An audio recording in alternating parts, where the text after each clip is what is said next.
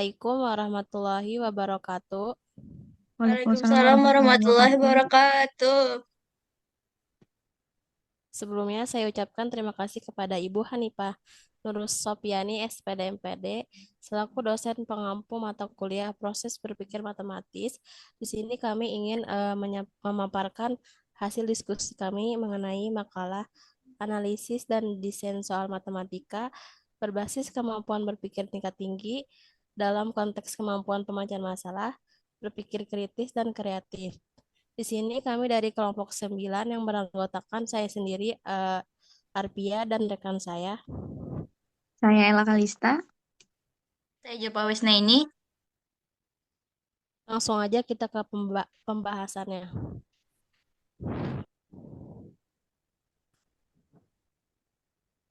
Nah, di dalam pembahasan terdapat kajian teoritis di mana yang berisi mengenai kemampuan berpikir tingkat tinggi atau high order thinking, adalah kemampuan yang mencakup menganalisis, mengevaluasi, dan mencipta untuk menyelesaikan masalah matematika secara kritis dan kreatif.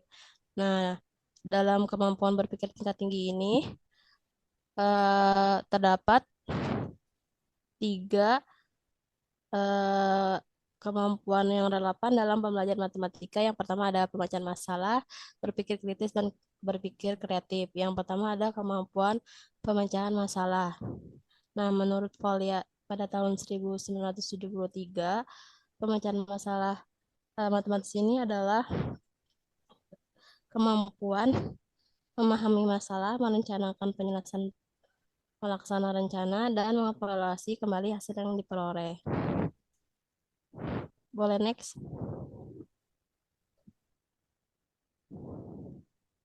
Nah, dalam kurikulum Indonesia ini, yang atas,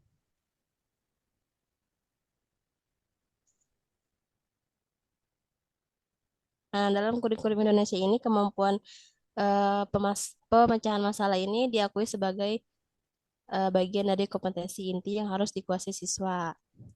Nah, di sini ada indikator ke pemecahan masalah. Boleh dikebawahin.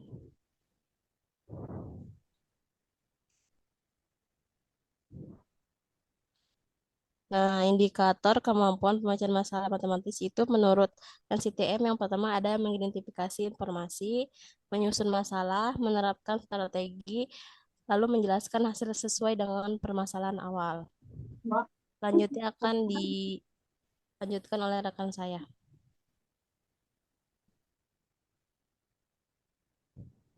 Selanjutnya ada kemampuan berpikir kritis matematis. Berpikir kritis dalam matematika merujuk pada kemampuan untuk membuat penilaian yang masuk akal dan rasional terhadap suatu argumen, solusi, atau pendekatan penyelesaian. Menurut Ennis 1996, berpikir kritis adalah proses berpikir yang reflektif dan masuk akal yang digunakan dalam memutuskan apa yang harus dipercaya atau dilakukan.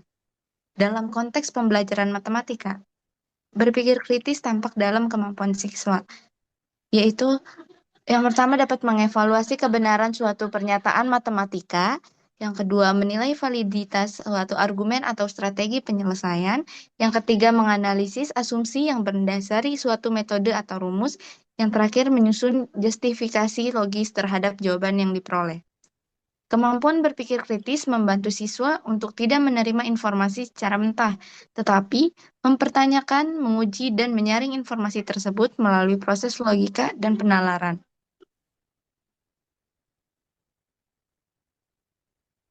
Pembelajaran yang menekankan berpikir kritis mendorong siswa untuk aktif dalam berdiskusi, mengemukakan alasan, dan mengembangkan argumen yang didukung oleh data matematis.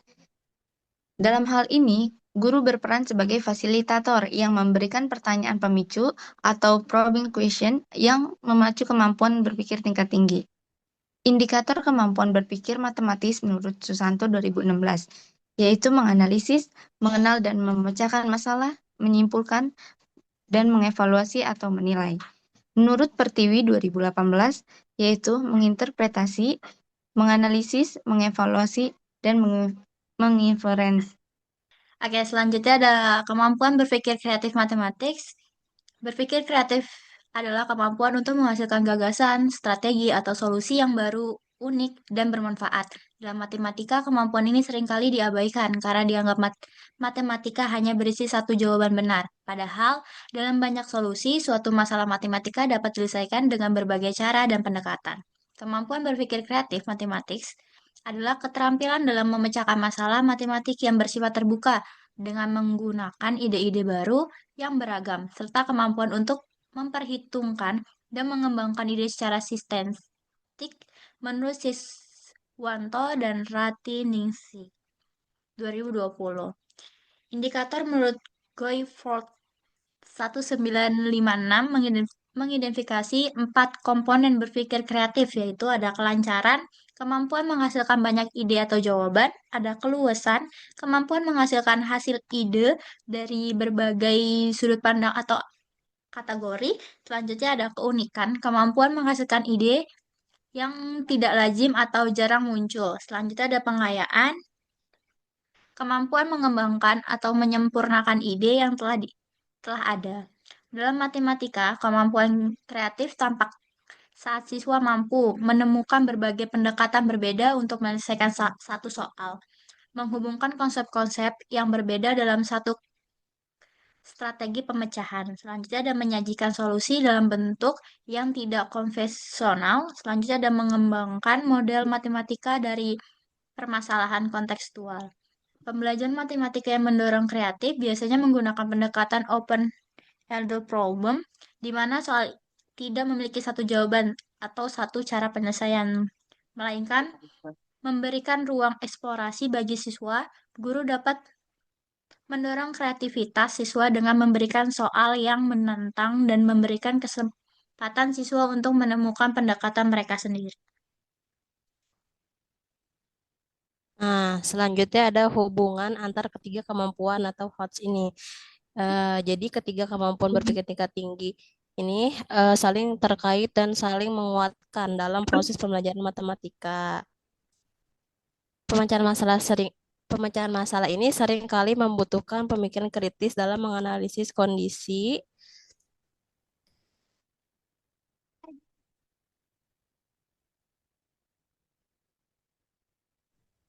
dan memilih strategi serta berpikir kreatif dalam menghasilkan solusi yang alternatif. Oleh karena itu, desain pembelajaran dan soal-soal matematika ini harus mempertimbangkan integrasi ketiga kemampuan ini secara seimbang. Oke, selanjutnya akan dilanjutkan oleh Ella. Hubungan oh bukan. Perbandingan kemampuan HOTS. Yang pertama, kemampuan HOTS pemecahan masalah. Karakteristiknya dalam matematika yaitu menggunakan pengetahuan sebelumnya untuk menyelesaikan soal baru. Contoh aktivitasnya, menyelesaikan soal kontekstual yang tidak rutin. Yang kedua ada berpikir kritis. Dengan karakteristik dalam matematika yaitu mengevaluasi argumen dan memverifikasi solusi. Contoh aktivitasnya menentukan kesalahan pada langkah-langkah penyelesaian. Yang ketiga ada berpikir kreatif. Dalam karakteristik matematika, yaitu menghasilkan ide baru dalam penyelesaian. Contoh aktivitasnya menentukan berbagai strategi penyelesaian suatu soal. Selanjutnya ada indikator kemampuan berpikir tingkat tinggi dalam matematika. Untuk mengembangkan dan menilai HOTS, diperlukan indikator yang jelas agar guru dapat mengidentifikasi level berpikir siswa. Berikut adalah indikator yang sering digunakan dalam pembelajaran matematika berdasarkan taksonomi Bloom's, revisi Andreson dan Traxwell 2001. Indikator kemampuan berpikir tingkat tinggi dalam matematika. Yang pertama ada menganalisis. Indikator umumnya mampu mengurai informasi menjadi bagian-bagian dan menentukan hubungan antara bagian. Indikator dalam matematika mengidentifikasi pola dalam data, membedakan informasi relevan, irrelevan dalam soal, membandingkan dua strategi penyelesaian. Selanjutnya ada evaluasi. Indikator umumnya mampu membuat keputusan berdasarkan kriteria logis dan bukti.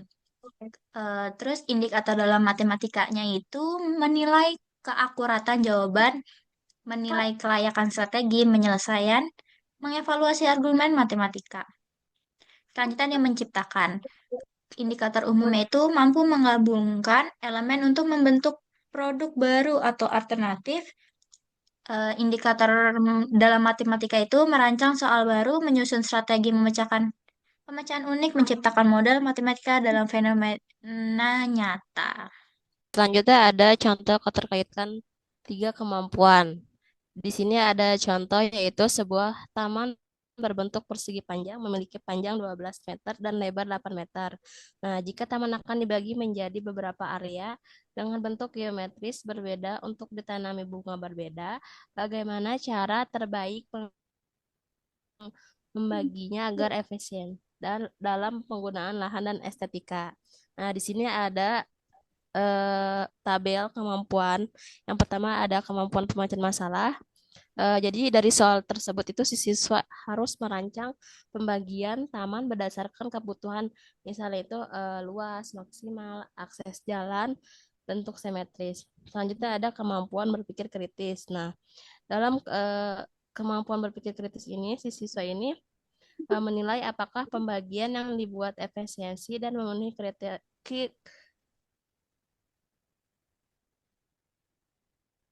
kriteria. Yang ketiga ini ada berpikir kreatif.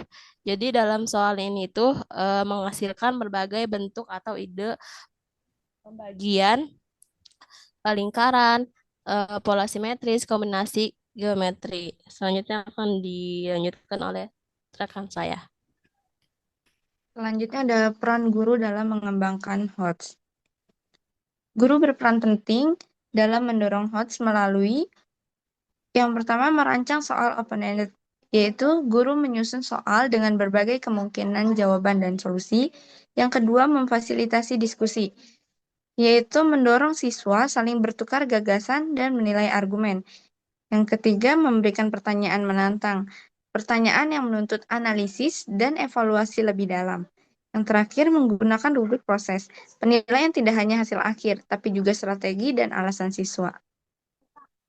Oke, selanjutnya ada penilaian soal HOTS. Menurut Sumaryata, penilaian HOTS melibatkan kemampuan berpikir kritis, logis, relatif, metakognitif, kreatif, serta pemecahan masalah non-rutin atau non-algoritmik. Soal HOTS biasanya bersifat kompleks, memiliki solusi lebih dari satu, dan mendorong siswa untuk melakukan analisis, evaluasi, dan kreasi.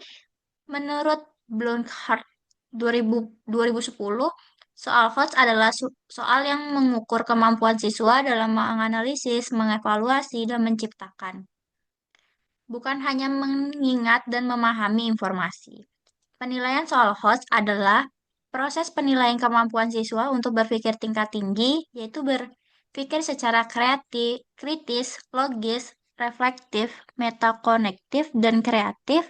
Soal-soal HOTS dirancang untuk mengukur kemampuan siswa lebih dari sekadar mengingat, memahami, menerapkan, tetapi juga untuk menganalisis, mengevaluasi, dan menciptakan sesuai dengan taksonomi Bloom revisi. Tujuan penilaian soal HOTS. Yang pertama, mengukur kemampuan berpikir kreatif siswa, melatih siswa menyelesaikan masalah, meningkatkan kemampuan pemecahan masalah, dan pengambilan keputusan, dan melibatkan siswa dalam pembelajar aktif dan bermakna. Selanjutnya akan dijelaskan oleh Arpia. Oke, di sini ada soal hot di mana soal ini tuh suatu bilangan 3 digit dibagi oleh jumlah digit-digitnya. Dan hasilnya adalah 37. Nah, jika jumlah digit-digitnya itu adalah 9, tentukanlah bilangan tersebut. Nah, jadi soal itu berasal dari Olimpiade Matematika SMP pada tahun 2018. Nah, untuk rubrik penilaiannya itu yang pertama ada aspek penilaian pemahaman masalah, di mana siswa ini harus memahami makna soal dan mengidentifikasi apa yang diminta. Nah, untuk skornya itu maksimal 2. Yang selanjutnya ada strategi penyelesaian, di mana si siswa ini harus menyusun strategi yang logis dan sesuai konteks masalah dengan skor maksimal 2. Terus untuk proses perhitungan itu, siswa melakukan eksplorasi data dan penghitungan dengan benar. dengan skor maksimal 3. Boleh diturunkan. Selanjutnya ada generalisasi dan alasan, di mana si siswa ini menarik kesimpulan umum dan memberikan penjelasannya yang logis dan matematis dengan skor maksimal 2. Nah, untuk keterbacaan jawaban runtut dan penalarannya mudah diikuti, yaitu dengan skor maksimal 1. Jadi, total skor itu 10. Selanjutnya ada pembahasan jawaban berdasarkan rubrik. Yang pertama, pemahaman masalah poin pemaham Selanjutnya ada pembahasan jawaban berdasarkan rubrik. Yang pertama ada pemahaman masalah, 2 poin. Diketahui ada bilangan 3 digit. Jumlah digitnya adalah 9. Bilangan tersebut dibagi jumlah digitnya menghasilkan 37. Yang ditanya bilangan tersebut. Yang kedua, strategi penyelesaian 2 poin. Misalkan bilangan 3 digit itu adalah X. X dibagi jumlah digit sama dengan 37.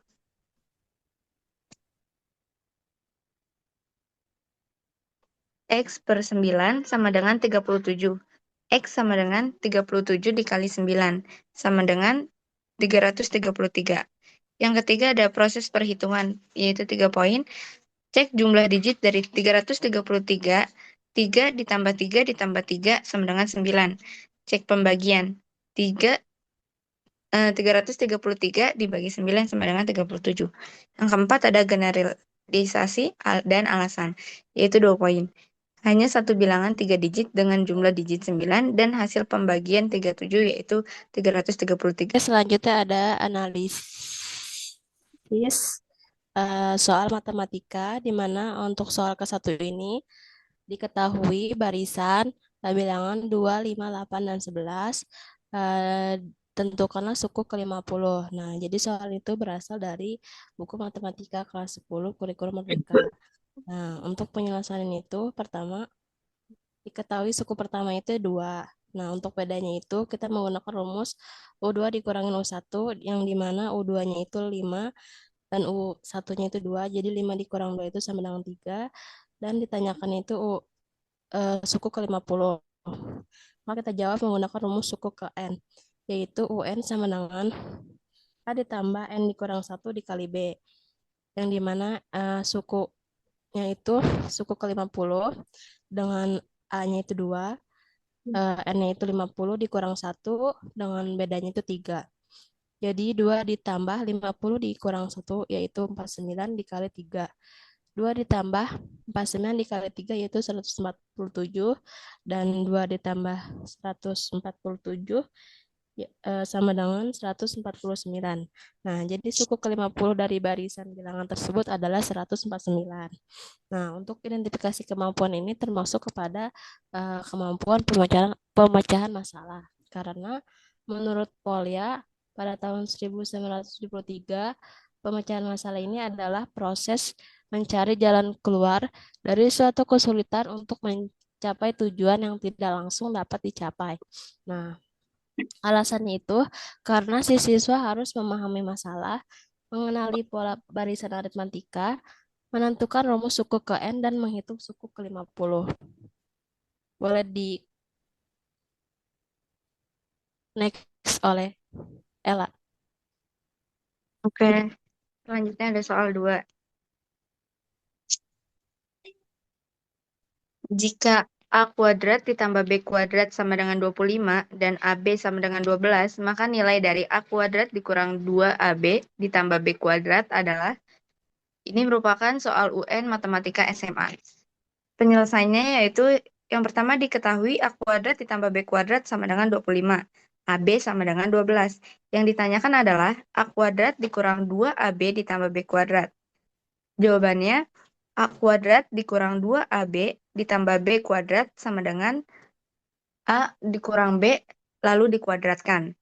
A kuadrat dikurang 2AB ditambah B kuadrat sama dengan A kuadrat ditambah B kuadrat dikurang 2AB. A kuadrat dikurang 2AB ditambah B kuadrat sama dengan A kuadrat tambah B kuadratnya itu 25 dikurang 2AB-nya itu 2 dikali 12.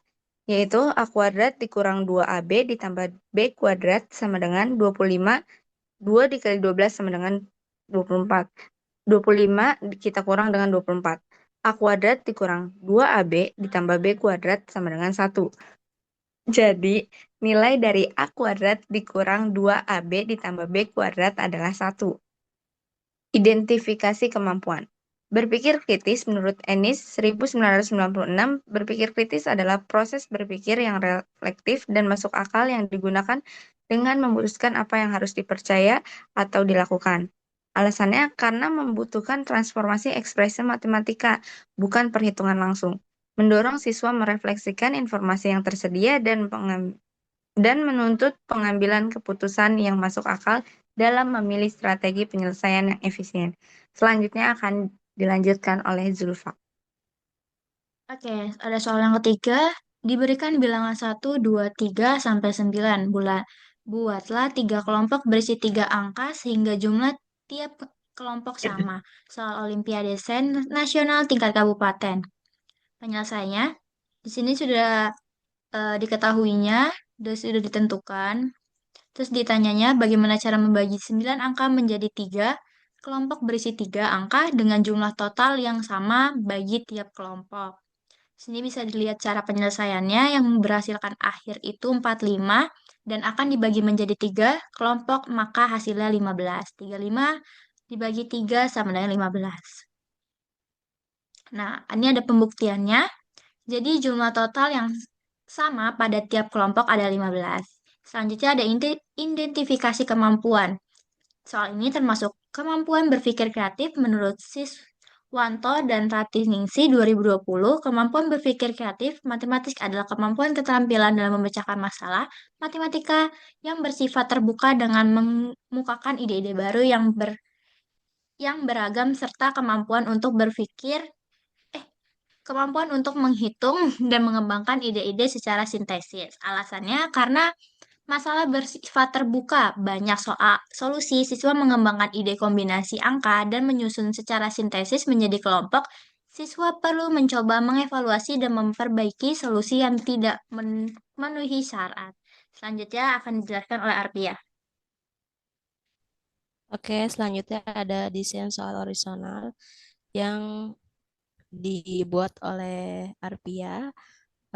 Untuk soal yang ke-1 itu, seorang pemilik toko ingin membuat paket sembako dengan harga 150.000. Nah, yaitu memiliki berbagai barang. Yang pertama ada beras 5 kilo dengan harga 60.000, ada minyak goreng 2 liter dengan harga 40.000, ada gula 2 kilo dengan harga 30.000, ada telur 1 kilo dengan harga 25.000, dan mie instan 10 bungkus dengan harga 25.000. Nah, buatlah beberapa alternatif paket sembako yang dapat dijual tepat seharga 150.000. Jelaskanlah strategi pemilihan barang dan alasan matematisnya. Nah, jadi soal ini tuh termasuk kepada kemampuan matematis, pemecahan masalah, dan kreatif.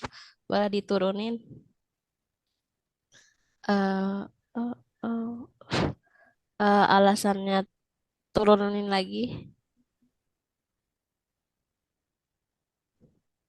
Nah, alasannya termasuk kepada soal pemecahan masalah dan kreatif ini karena soal ini tuh memuat data real dan kompleksitas yang cukup untuk mendorong strategi penalaran dan menuntut siswa untuk menemukan alternatif jawaban yang sahih dan efisiensi. Nah, untuk penyelesaiannya itu seperti ini, guys. Oke, boleh dilanjut oleh Ella.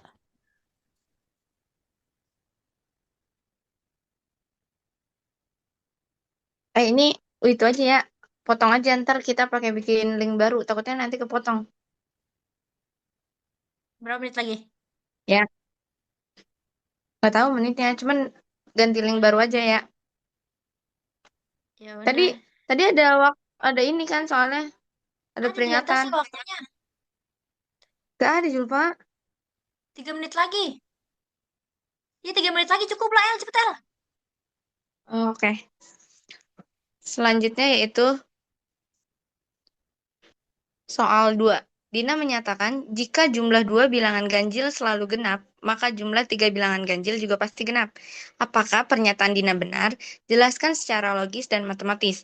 Kemampuan matematis itu berpikir kritis, rubrik penilaiannya yaitu kriteria, ketepatan jawaban, skornya 7, penalaran logis skornya 5, analisis matematis skornya 5, kejelasan argumen skornya 7, kerapihan dan kejelasan penyajian skornya 6. Total skor adalah 30. Penyelesaiannya diketahui bilangan ganjil, bilangan yang tidak habis dibagi dua, contoh 1, 3, 5, 7, dan seterusnya. Jumlah dua bilangan ganjil yaitu selalu menghasilkan bilangan genap. Yang ditanya, apakah pernyataan Dina benar? Jelaskan secara logis dan matematis. Yang pertama, misal dua bilangan ganjil.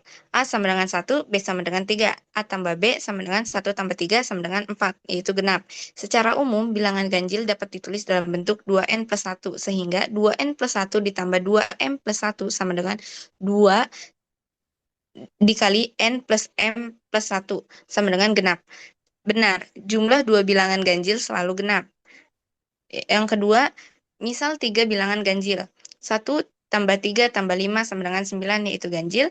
3 tambah 5 tambah 7 sama dengan 15 yaitu ganjil.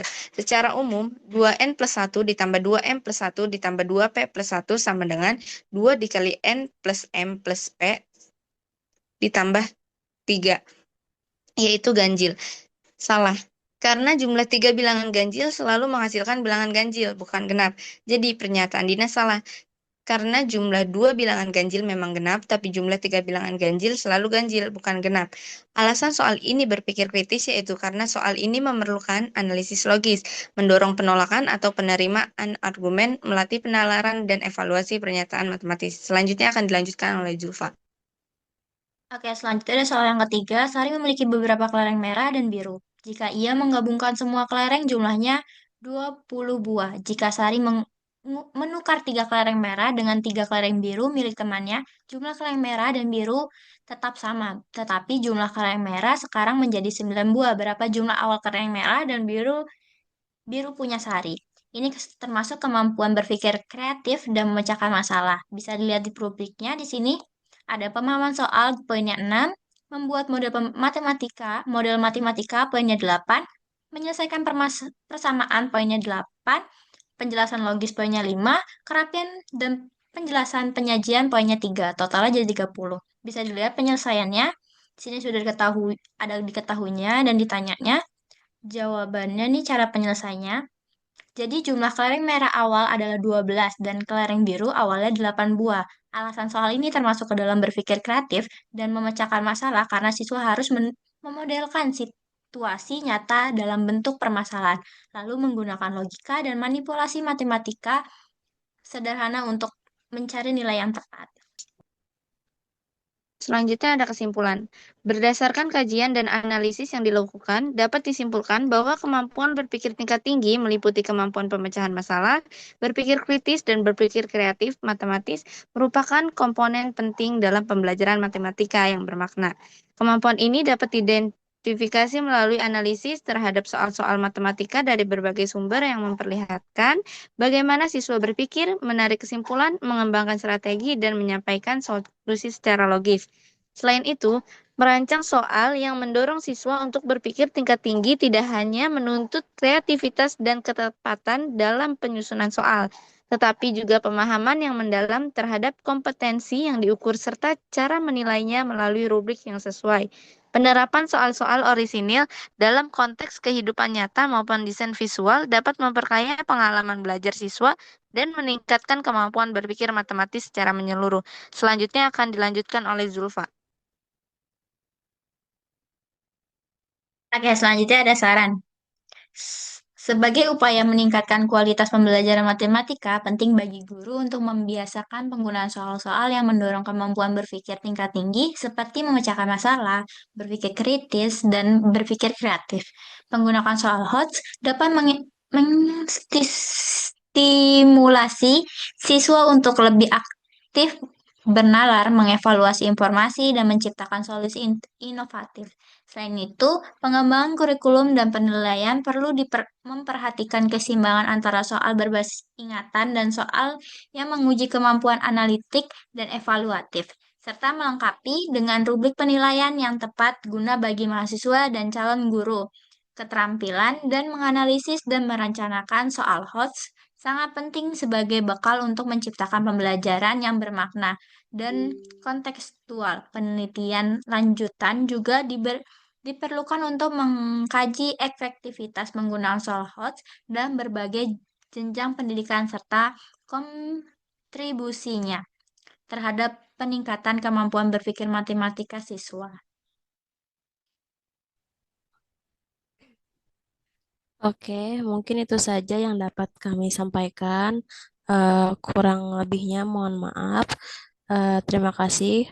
Wassalamualaikum warahmatullahi wabarakatuh. Waalaikumsalam Waalaikumsalam warahmatullahi warahmatullahi wabarakatuh. wabarakatuh.